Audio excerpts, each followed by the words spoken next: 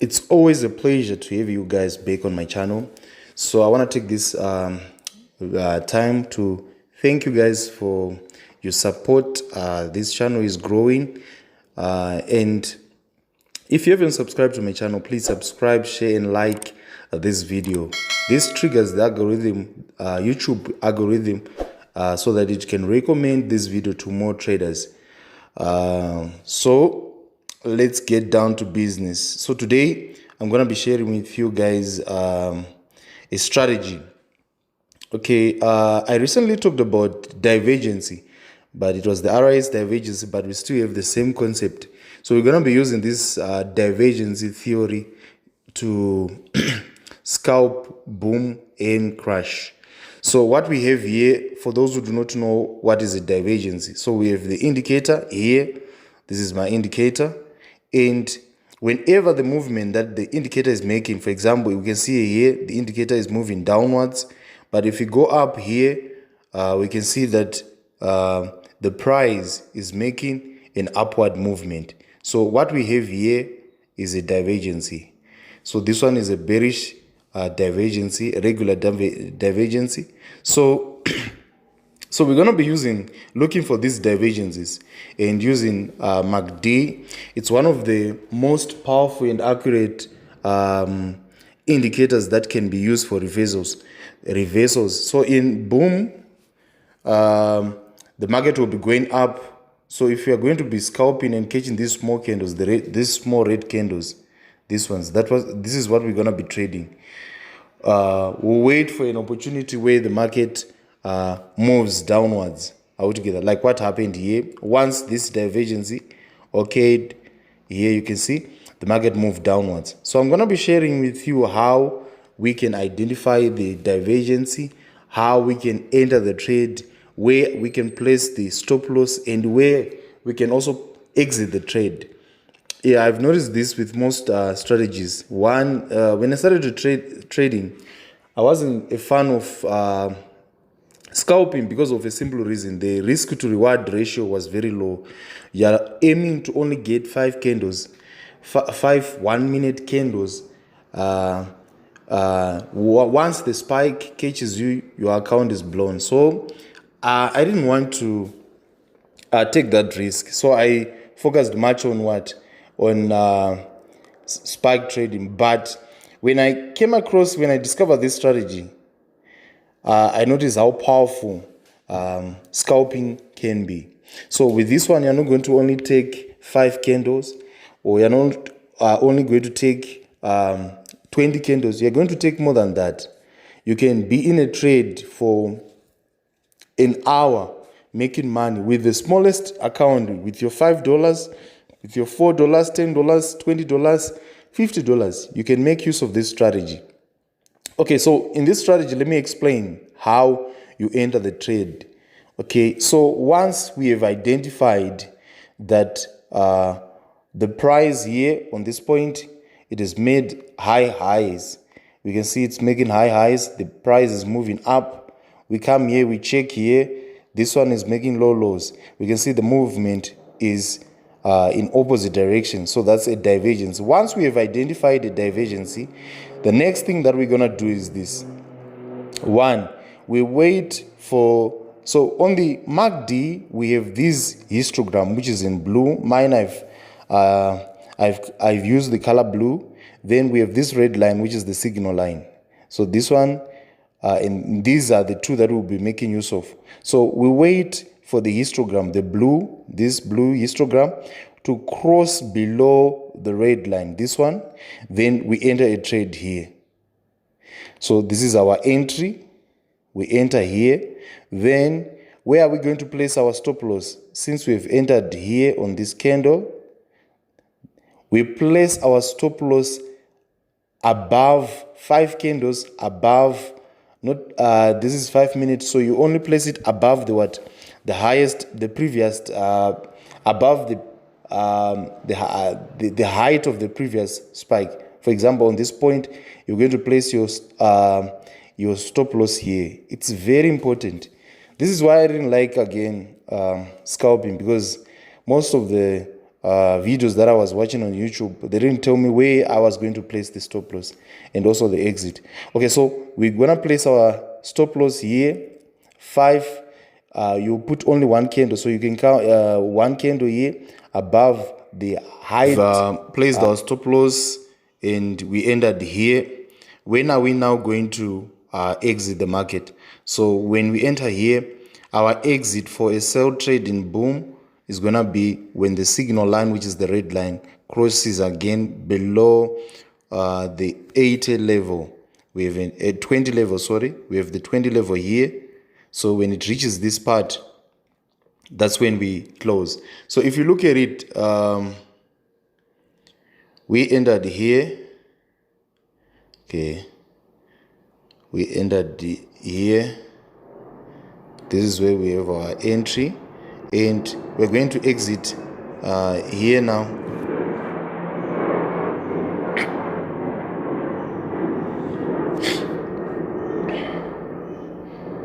Our exit is gonna be here.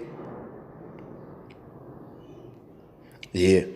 So if you can check here on this part, we have a lot of candles here. From here, we have a lot of candles here. We have a lot, about 16, 15 minutes, 5 minutes candles. That's a lot. More than an hour, while you're just enjoying the profits. So the MACD is very good when it's when you're trying to identify divergence. So let's look for more examples. Then we can move on to boom 1000, crash 1000, and then we can also move on to 500 and 300. I don't want to make this video too long. Okay, again, on this part, we also have a divergence. If we can all see that at this point, this is the movement.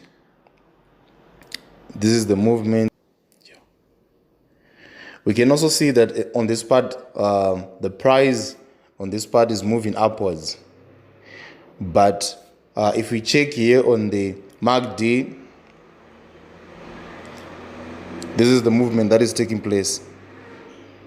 The price in our MACD histogram, the height of the histogram, the MACD histogram, the one in blue, is moving in opposite direction. So we have a divergence here. So again, we do the same. We wait for the histogram to cross below the red line. At this point, we enter and we place our stop loss 5 candles above the height of the previous spike. Then we move down with the market and we close our trade at this point. This is when we are going to close our trade at this point, when the signal line, the red line, crosses the 20 level on our indicators window. Then we look again for another example. Let's look for another example. So your job, your task is just to identify divergences. Once you've identified divergence, then you wait for the histogram to cross. Okay, here again we have another example. So these examples will be there. So in trading, what I've identified is this: patience. Patience is very key. If you're going to make money in forex trading, patience is very key. You need to be patient. So again, here we can see the price is moving upwards, making high highs. But if you check on the indicator now, the height of the histogram, the blue histogram, this one, we can all see that it's moving downwards. They are moving in opposite direction. So we wait here at this point. Here, that's when we enter. Then we move down with the trade. We hold it up to this point. Then we exit. That's how simple this strategy is. So let's look. There are a lot of examples where this will be unfolding. There are a lot of examples where we'll be having divergences. Again, here we can all see that the price is moving upwards. But if you check The price at this point is moving upwards, but if you check here, the height of the histogram is moving downwards. So we're going to exit and enjoy these trades up to this point. So we have a lot of examples. So let's move on to crash. Let's move on to crash 1000. So I will try to look for at least 2 examples. Then we can. So in most cases, when the market is reversing, after a period of spikes, there will be divergence. We can see here now, it's a form of divergence again. If you look here, okay, let me use this one. If you look here, this is what is taking place. But let's look at the movement that, so now it's now the opposite. In crash, we'll be looking for these movements. We can see the indicator now, the MACD is showing an upward movement, but if you see it's slightly slanting downwards, moving downwards, or it's almost horizontal, the movement that the price is making. So you're going to enter here now. Once you've identified that, you're going to enter here and move with the trade. Move with the trade up to this point. So you enter here and you move upwards and you exit your market here. Then after that, let's look for another example again. Let's look for another example where we have divergence. Okay. On this part again, we have divergence. Let's look. The price is moving downwards, but here we have high highs. It's moving upwards. So these, okay, so here we have again another example of a divergence. We enter here at this point. We place our stop loss here below the previous height, the lowest part of this previous spike, this part. So we only place it slightly below, then we move and ride this trade up to this point. Okay, let's go. Okay, up to this point where it reaches the 80. Now, here we're talking about 20 when we're talking about boom, but in crash, we'll be talking about the level 80. So basically, that's it. We have a lot of examples. Let's look at an example in. When you now move downwards, you're now going to boom 500, 300. Let's look at an example in crash 300. So we do the same. We look for divergences. So let's look for a good example. Okay, here the price here is slightly. If you look at this movement, the market came down, went up, came down, failed to break this previous low. So if you check here, it's almost horizontal. But let's look at our indicator here. We can see here it touches level 10, but look here at this point again. The price made this movement. Okay, let's look at the indicator. The indicator is showing this movement. And what is the price showing? This movement again. So again, there's divergence. We do the same. We enter our trade at this point. We place our stop loss here at boom 500. We will identify a divergence.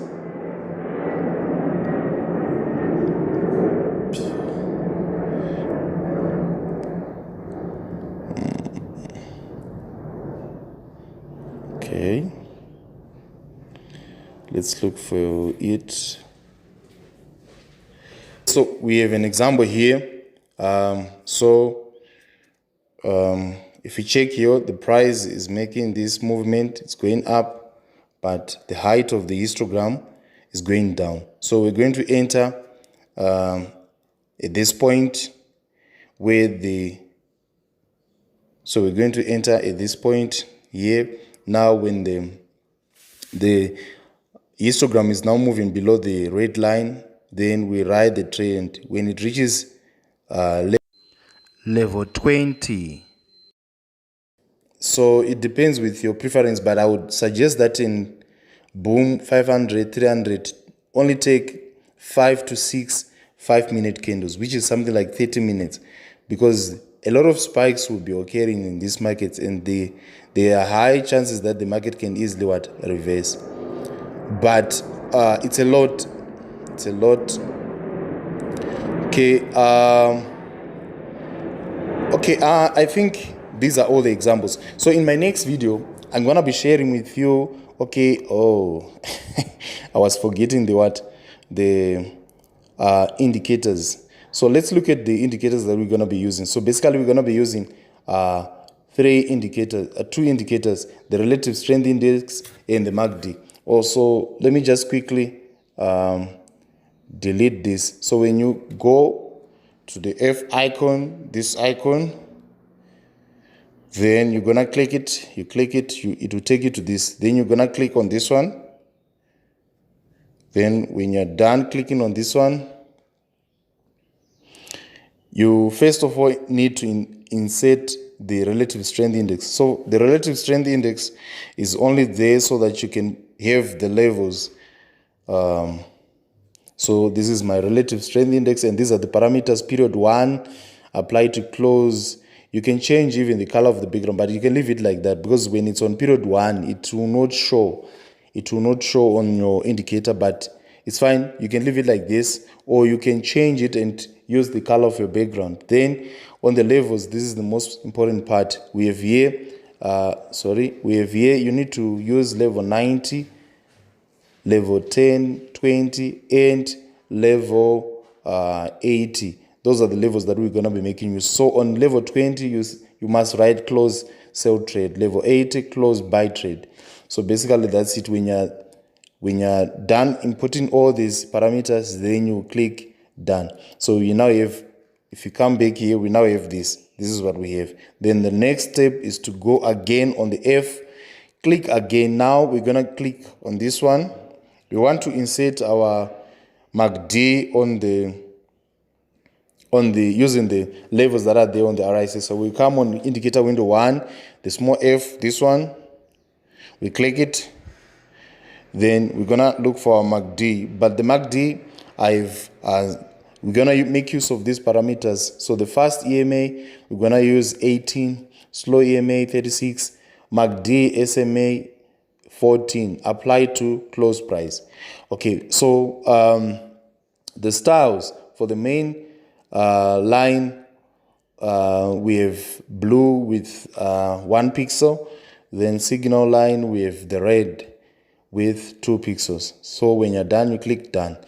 If you check here, we now have this. So for the zoom level, a lot of people will be asking about the zoom level. So I would suggest that you zoom in, zoom out completely like what I've done. Then 1 like this. Yeah, this one is perfect. This one, this level. So the second from last, this is the zoom level that you must use. Or you can zoom out completely, then you reduce 1, 2, 3, this one. This one is fine, this one. Okay, so basically that's it. So thank you so much for your time. So I've noticed that most of my audience, most of the people who will be watching my videos are not subscribers. Please subscribe, share, and like this video. Thank you so much for your time. Let's go there and make money.